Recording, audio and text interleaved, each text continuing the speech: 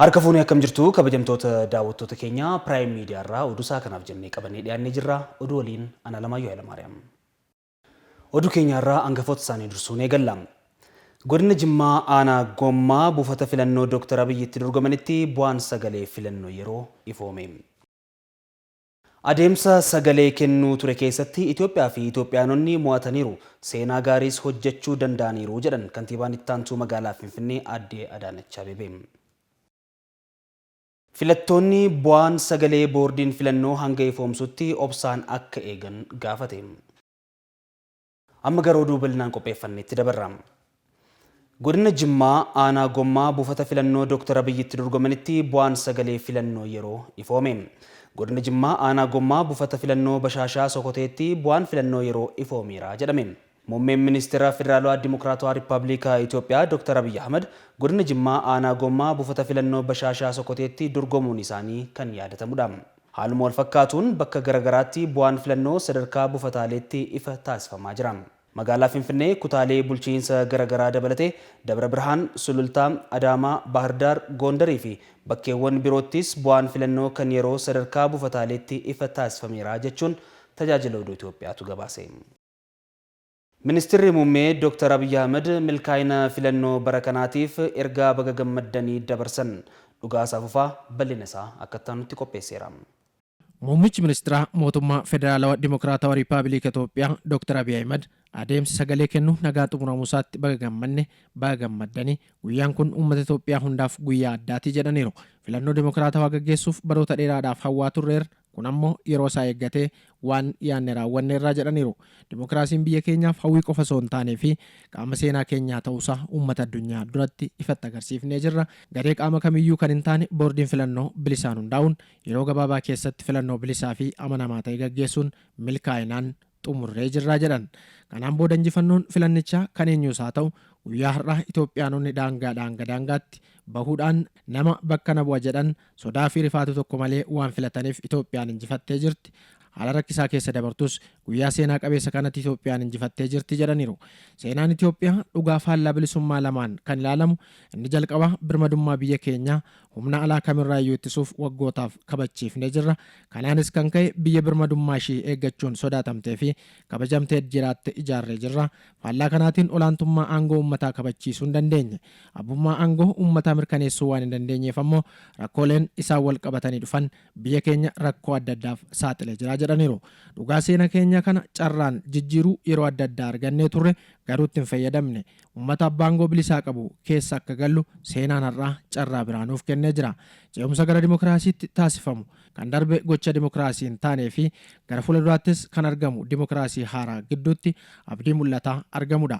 Ce'umsa irra darbe dimokiraasii bu'uuraa hin sochoone irratti ijaaruun kan danda'amu humna gara duubaatti nu harkisu injifachuuf humna fixannoon osoo hin taane sirna haaraa ijaaruu irratti xiyyeeffachuun ijaaramaa kan deeman bu'uura dimokiraasii cimaa kaa'uudhaani. Kabajamtoota uummata Itoophiyaa hangammaatti ijaarsii fi tursiifni dimokiraasii biyya keenya keessatti taasifaman kan darbee fi kan ture irratti qabsaa'uun milkaa'ee ture. Sirna hin barbaachisu jennu kan yeroo darbee erga diignee booda garuu gara fuulduraatti kan nu barbaachisu sirriitti ijaarru ijaarrees hin guddifnu. Sababii kanaaf ka'umsa qabsichaa malee xumura isaa irra hin geenyu. Qabsoon keenya yeroo hundumaa calqabbiitti kanaaf kan firiin godhanne karaa irra dabarreerra lammataa akka irra hin dabarre kan nu dandeessisu hin taane. Dimokiraasiidhaaf qabsoofnee biqiltuu dimokiraasii kunuunsuuf fedhii hin qabnu. Halkan tokkotti biyyi dimokiraasii ta'ee bulu akka hin jirre beeknee ijaarsa dimokiraasiitiif wantoota murteessoo ta'an tokko isa kaan irratti dabalaa deemuun barachuu qabna. Karaa kanaan filannoon bara kanaa karaa baay'eedhaan ijaarsa dimokiraasiif tarkaanfilee murteessoo ta'an keessaa tokko waan ta'eef muuxannoowwan keenya kun gara fuulduraatti filannoowwan hedduu gaggeessinuuf ka'umsa gaarii ta'ee fudhatamuu qaba. Filannoon paartiin kamiyyuu yoo injifate adeemsi filannichaa dimokiraatawaa fi nagaan xumuramuun injifannoo filannoo tokkorraa eegamu oliidha. Adeemsi akkanaas shaakala dimokiraasiif muuxannoo ta'ee tarkaanfii tokko fuula duratti kan geessuu fi biyya keenyaaf hiikaa guddaa qaba. Kabajamtoota dura bu'oota boordii filannoo fi hojjettoota boordichaa filannoo seenaa qabeessa kana itti gaafatamummaa fudhachuudhaan raawwattoota taatanii yommuu dhiyaattan bu'aa ce'iin hedduun akka jiru xiyyeeffannoo keessa galchuun akka ta'e ni beekama. Kanaan dura muuxannoo hin jirre fiduuf kallattii adda addaatti qormaanni baay'atullee kanaaf osoo harkan kenneen raawwachiistota filannoo bilisa ta'an hundeessuu amanamaa fi sirnatti fufiinsa qabu diriirsuudhaaf imala ajaa'ibsiisaa imaltanii jirtu. Jalqabamee amma xumuramutti paartilee morkattoota walqixa laaluun sirna ifa ta'e diriirsuun amanamummaan filannichi akka eegamuuf shaakala dimokiraasii biyya keenya keessatti shoora olaanaa baatanii jirtu. Kanaaf Itoophiyaan irra deddeebitee isin galateeffatti.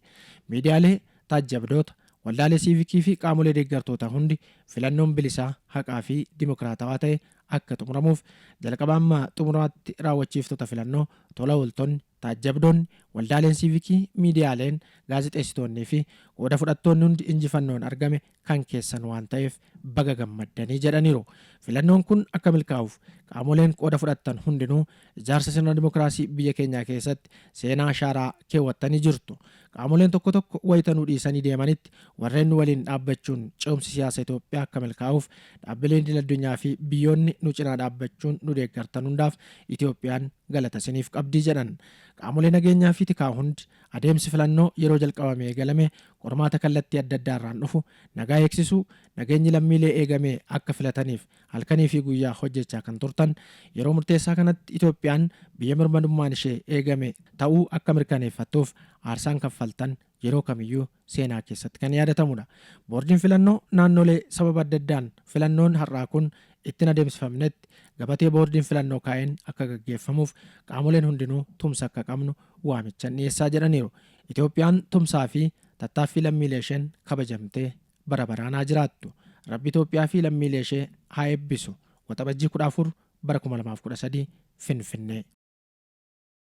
Ittaanaan muummee ministeeraa fi ministeera dhimma alaa obbo Dammaqaa Mokonnin Emireetota Arabaa gamtoomanitti daawwannaa hojii taasisaniiru. Daawwannaa hojii guyyoota lamaaf taasifameen aangawoota mootummaa olaanoo waliin mari'ataniiru jedhame. Dhimmoota hariiroo biyyoota lamaanii caalmaatti cimsuu danda'anii fi tumsa biyyoota lamaanii dameewwan garagaraan yeroo itti aanu ilaalchisee marii taasisaniiru. Obbo Dammaqaan turtii guyyoota lamaa xumuruun gara Raashiyaa Mooskootti imalaniiru. Ministeera dhimma alaa Raashiyaa Sergey Lavrov waliin dhimmoota garagaraa irratti kan mari'atan ta'uu fuula feesbuukii isaaniin ibsanii jiru. Adeemsa sagalee kennuu ture keessatti Itoophiyaa fi Itoophiyaanonni mo'ataniiru seenaa gaariis hojjechuu danda'aniiru jedhan kantiibaan itti aantuu magaalaa Finfinnee Aadde Adaanech Abeebee. Adeemsa sagalee kennuu ture keessatti Itoophiyaa fi Itoophiyaanonni mo'ataniiru seenaa gaariis hojjechuu danda'aniiru jedhan kantiibaan itti aantuu magaalaa Finfinnee Aadde Adaanech Abeebee. Haala sagalee kenniinsa filannoo biyyaalessaa marsaa 6ffaa xumuramuu ilaalchisee ergaa kana kan fuula feesbuukii isaaniin kan dabarsan. Seenaa gaarii kana hundumaa keessatti namoota gama isaaniin ashaaraa magariisaa keewwatan maqaa bulchiinsa isaaniinis galateeffataniiru. Bu'aa filannichaa hanga boordiin filannoo beeksutti osoo eegnu hojii keenya itti fufnaa jechuun hundi keenyas gara hojiiwwan idilee keenyaa irratti sa'aatiin argamuun tajaajila kennuu keenya itti fufnas jedhanii jiru. Magaalaa Finfinneetti sagantaan ashaaraa magariisaa biqiltuu dhaabuun ifaan eegalame. Ashaaraan magariisaa Itoophiyaa haa uwwifnu jedhuun sadarkaa Finfinneetti sagantaan ashaaraa magariisaa biqiltuu dhaabuu eegaleera. Sirna kanarratti kantiibaan itti aantuu magaalaa Finfinnee ministeeronni dureeyyiin magaalattii keessa jiranii fi namoonni garaagaraa waliin ta'uun giddugala biqiltuu guulalleetti biqiltuu dhaabanii jiru. Kantiibaan itti aantuu magaalaa Finfinnee Aadde Adaanech Abeebee sagantaa biqiltuu dhaabuu kanarratti Itoophiyaa uwwisuuf qindoominaan hojjechuu qabna jedhan. Biqiltuu dhaabuun nageenya dhaabuudha kan jedhan ammoo ministeera nageenyaa Aadde Mufariyaat Kaamil. Biqiltuu dhaabuun nagaa fi magariisummaa dhaabuu waan ta'eef hojiin kun ji'oota gannaa kana cimee itti fufuu qabas jedhanii jiru. Sagantaa ashaaraa magariisaa magaalaa Finfinneetti biqiltuu mukkeen garaagaraa miiliyoona 7.5 dhaabuuf karoorfameera jechuun Addis Miidiyaa Neetwoork gabaaseera. Giddugalli nyaata Tasfaa Birhaan shanaffaan hojii eegale. Itti aantuun kantiibaa magaalaa Finfinnee Aadde Adaanech Abeebee giddugala nyaataa Tasfaa Birhaan shanaffaa eebbisuun hojii eegalchiisaniiru. Aadde Adaanech fuula feesbuukii isaaniitiin akka ibsanitti giddugalichi lammiilee harka qalleeyyii fi nyaata balfa keessaa guuranii nyaachisuuf oola jedhaniiru. Naannoo saboota sablammootaa fi uummattoota kibbaatti filannichi karaa nagaan xumuramuusaa pirezidaantiin ittaanaa mootummaa naannoo kibbaa obbo Ristuu Yirdaa'u galateeffatan. Pirezidaantiin ittaanaa mootummaa naannoo kibbaa obbo Ristuu Yirdaa'u akka ibsanitti boordiin filannoo biyyaalessaa filannichi karaa dimokiraatawaa ta'een akka gaggeeffamuu fi guyyaa filannichaattis uummaticha tajaajiluun hojii hojjeteef galateeffataniiru. Naannoo saboota, sablammootaa fi uummattoota kibbaatti hawaasichi aduu fi rooba akkasumas osoo hiriirri dheeraan hin dhorkin filannichi gaggeeffamuu himaniiru. EBCtu gabaase. Boordiin filannoo biyyaalessaatti waajjira damee bulchiinsa magaalaa Dirree Dhawaa filannoon nagaan xumuramuusaa ibse. Itti gaafatamaan boordii filannoo waajjira damee bulchiinsa magaalaa Dirree Dhawaa obbo Ziyaad Yaasiin magaalaa Dirree Dhawaatti filannoon bara kanaa karaa nagaatiin xumurameera jedhan. Guyyaa kaleessaa uummanni sagalee isaa nama barbaadeef ganama sa'aatii 12 hanga halkan keessaa sa'aatii 3tti kennaa turuus himanii naannolee filannoo 2 fi buufataalee filannoo 265 jiran irratti paartileen siyaasaa 10 wal dorgomuus jedhan obbo Ziyaad. Kanaan dura bulchiinsa magaalaa Dirree Dhawaatti buufataalee filannoo 6 boordiin filannoo beekamtii kootiin ala jechuun cufamee tures banamuun meeshaaleen barbaachisaan hunduu guutamanii uummanni karaa nagaa ta'een filachaa oolu siman. Bu'aan sagalee filannoo gaggeeffames buufataalee filannoo jiran hunda irratti guyyaa har'aa maxxanfameera jechuun bu'aan waliigalaa akka bulchiinsa magaalaatti ammoo guyyaa muraasaan booda naannoo filannootti kan himamu ta'us ibsan. Uummata qaamolee nageenyaa fi qaamolee filannoon kun karaa nagaa fi tasgabbii qabuun akka gaggeeffamuuf tumsa taasisan hunda galateeffataniiru.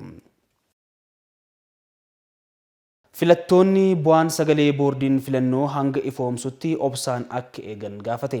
Boordiin filannoo biyyoolessaa Itoophiyaa filattoonni bu'aan sagalee hanga ifoomutti obsaan akka eeganis gaafateera. Lammiileen odeeffannoo bu'aa sagalee filannoo ba'an irraa akka of qusatus yaadachiiseera. Boordichi lammiileen filannoon marsaa 6ffaa sagalee laachuuf obsii fi tattaaffiin isaan taasisanis galateeffateera. Filannoon biyyaalessaa marsaa 6ffaa kaleessa gaggeeffame addunyaadhaaf ergaa guddaa dabarsuusaa jiraattonni magaalaa Gondar ibsaniiru. Naannoo Amaaraa jiraattonni magaalaa Gondar filannoon marsaa 6ffaa guyyaa kaleessaa gaggeeffame dimokiraatawaa akka ta'ee fi isaanis karaa dimokiraasii ta'een sagalee isaanii kennuu isaanii himaniiru. Gama biraatiin osoo filannichi hin gaggeeffamin dura yaaddoon nageenyaa akka ture ibsuudhaan waan guyyaa kaleessaa irraa jalqabee hanga har'aatti jiru garuu nagaa ta'uusaa dubbataniiru. Filannichi addunyaadhaaf ergaa guddaa dabarseeras jedhan. Hawaasnis ta'ee paartileen sagalee uummanni kenne kabajuu akka qaban dhaamsa dabarsaniiru. Yeroo ammaa jiraattonni magaalichaa sochii idileetti seenanii jiru. Egaa hordoftoota keenyaa oduu isaa kanaaf jennee xumurree jirra. Qophiilee Prime Media waliin turtii gaarii isin hawwina.